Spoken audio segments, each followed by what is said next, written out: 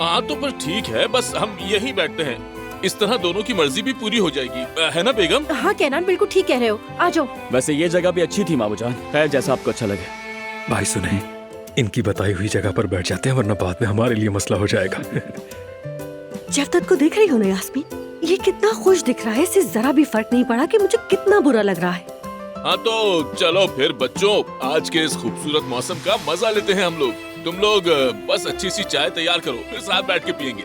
ठीक है मामू जान, बस इसे बिछा दे, सब हो जाएगा। हाँ चलो, शाबाश। पकड़ो इससे। वहाँ से पकड़ो।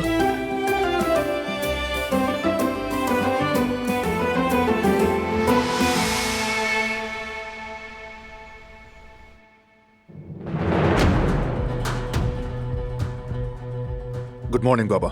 गुड मॉर्निंग बेटा। क्या अदालत के बारे में वकील की तरफ से कोई खबर मिली है तुम्हें या नहीं? नहीं, अभी बात नहीं की। क्या ख्याल है, क्या होगा? इंतजार करना होगा। मेरा सब्र खत्म हो चुका है बेटा। अगर हसन आजाद हुआ तो मैं कैसे संभालूंगा खुद को? उसे उसके किए की सजा हर हाल में मिलनी चाहिए। फिक्र मत करें बाबा, इसकी जरूरत नहीं होगी, परेशान मत हो। कैसे परेशान ना हूं मैं बारान? सबूत जाया हो चुके हैं, उसने झुटला दिए। मैं तो हैरान हूं कि तुम इतने पुरसुकून क्यों हो? पुरसुकून रहे, हमारे पास एक प्लान है बाबा। कैसा प्लान?